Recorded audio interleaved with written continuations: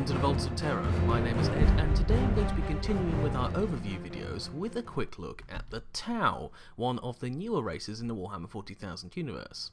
So to begin, the Tau are a young race of humanoids that have recently risen as a major power on the eastern fringes of the Milky Way in the Ultima Segmentum. Now, their homeworld was discovered in late M35 by a Mechanicus Explorator fleet. They noted that the natives have mastered basic tools and the art of fire. As the planet was deemed habitable to humanity, however, there was a schedule to purge the aliens from the planet and resettle it with human colonists. However, a violent warp storm erupted around the planet and in the system itself, preventing any Imperial contact for the next 6,000 years. Now, the next contact the Imperium had was after the warp storm had died down, and what they found were, where the natives were once primitive tool-wielding firemakers, they were now building advanced plasma-based weaponry and using interstellar starships. Now, the history of the Tau people is something that's quite interesting because it does seem to reflect humanity in quite a similar way. Early on, the Tau were a plains-dwelling hunter-gatherer race that diverged as they spread over their planet. As they evolved, the plains Tau became larger and stronger than most other Tau, skilled in hunting and combat. The mountain Tau, however, developed light, tall frames and membrane-like wings along the underside of their arms, allowing them to glide on high thermals. The Tau of the river valleys developed technologically and socially, forming the first fixed settlements for the Tau and beginning trade and diplomacy for growth of the population into a real civilization. However, eventually, as is the case with any growing civilization, conflict broke out over resources and land, inevitable for such a rapid growing species. Now, this period became known as the Mon'tau, or the Terror, as it was the advent of black powder weaponry and large fortresses. It lasted decades, and with thousands being displaced, living in squalor, or being killed by rival factions and groups.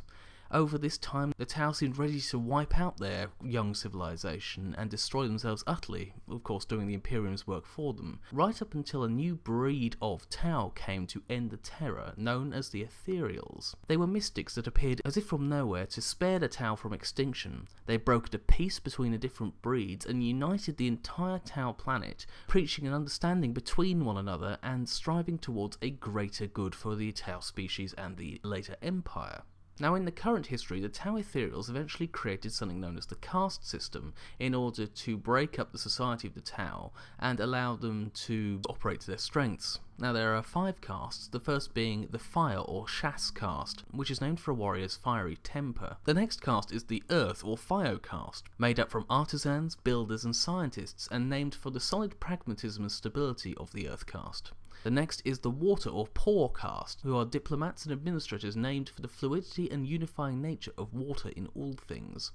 The 5th caste, and the last caste belonging to by normal Tau, is the Air or Core caste. Made from the former mountain Tau, they are spies and messengers, traversing the land on tops of gusts of wind and journeying across the planet very quickly. They later became the pilots for the Tau Navy and did evolve, so they lost their membrane-like wings. However, they never lost their ability and skill in flight. The last caste is the caste belonging to the Ethereals, also known as the Celestial caste, or Aun caste. Now, these are the caste of the Philosopher Kings, and the Ethereals are the ultimate rulers of the Tau Empire, and control everything from diplomatic policy to social policy. Now, as the warp storms lifted, the colonization of nearby worlds came swiftly as spaceflight was discovered. Currently, the Tau are in the 3rd expansion phase of their empire, and its citizens include more than just their original race, with even humans being citizens of the Ethereals and the greater good. Of course, we'll go into more about that in the Tau-based videos. Now, a little bit on Tau society and their physiology. Their society and their physiology revolve around their caste and their sept, which is the place or planet of their origin. Each caste could almost be considered a subspecies of their own, as their physiology shows great variety, although we're not sure if interbreeding is possible within the Tau or even allowed. Now, by the standards of the galaxy the Tau find themselves in, they are by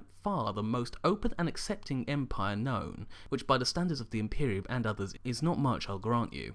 Now, they wish to understand other races and accept other cultures, but they believe that their society and their philosophy is far greater to any other that they have found. They are actually socially very tolerant inside the Empire as well, with respect being offered from the lowest worker to the highest military commander, each acknowledged as an integral part of running the Empire. Now, one thing I'd like to talk about now is the names of the Tau, as one of the things that is unique about them is the way they construct their name, which is quite different to the way that the Imperium does. And to the humans of the Imperium, it's seen as long, complicated and unwieldy, but unlike many humans, it can be broken down into the following. Their name will usually consist of their caste and a rank within that caste, the sept of their birth, and their personal name.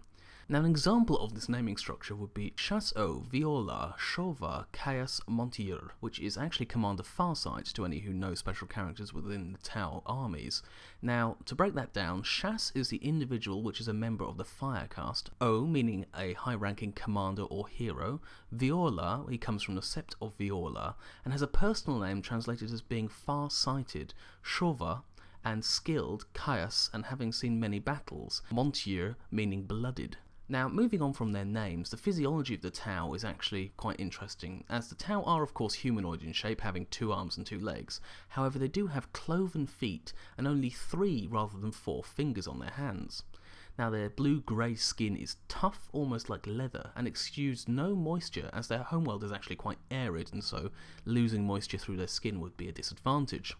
Their faces are quite tall and flat, wide around the eyes, with olfactory, which are smell organs, located inside their mouths, so they have no visible nose, although they have a facial slit in its place, although apparently this doesn't actually serve a purpose for the Tau. Now, their eyes are superior to that of humans, and they can see into both the infrared and ultraviolet spectrum, although they focus slower than humans as they do not have dilating eyes, and so humans do have some advantage in that area.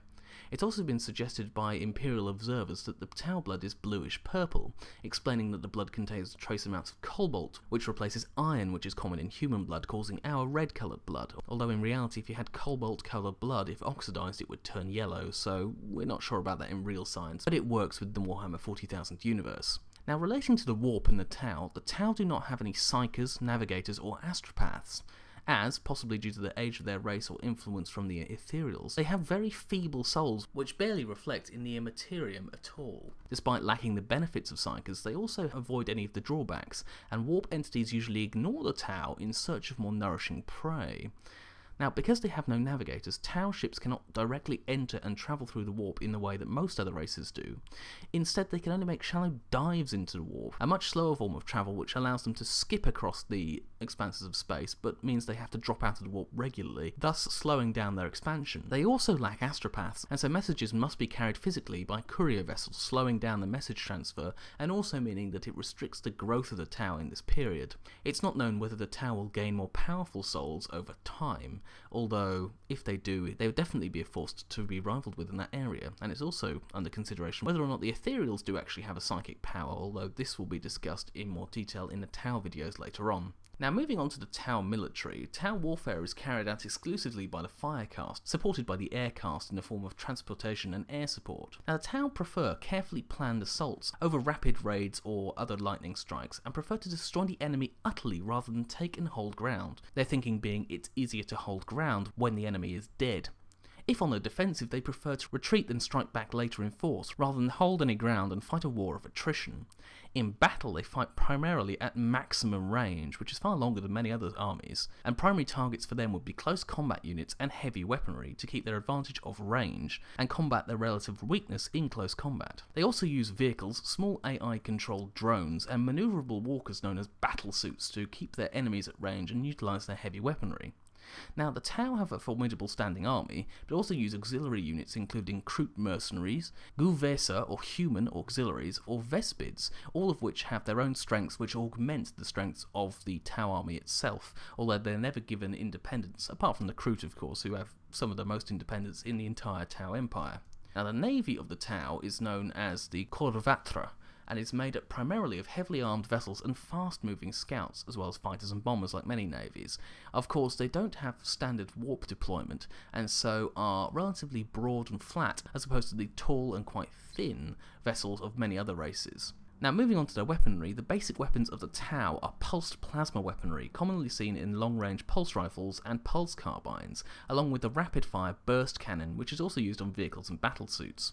Now, the Tau also use ion cannons and railguns in their ships as well as on their vehicles, and also use various kinds of guided missile and unguided missile. Now, of course, I'll talk in more detail about their weapons and how they use them in the Tau videos themselves. So that's everything about the Tau within the lore. Now, many of you will be looking at this and thinking these are rather atypical of a Warhammer 40,000 species being neither grim nor dark, and of course that was the point of their introduction. The designers at Games Workshop wanted to give some good guys to the relatively amoral guys of the current Warhammer 40,000 species. Unfortunately, that didn't fit quite so well, so there are other things that they've introduced later on which make them less good, such as possible mind control by the Ethereals, and the habit of exterminating conquered populations that stubbornly refuse to integrate to the greater good, giving them this element of grimdark that we expect from the Warhammer 40,000 universe.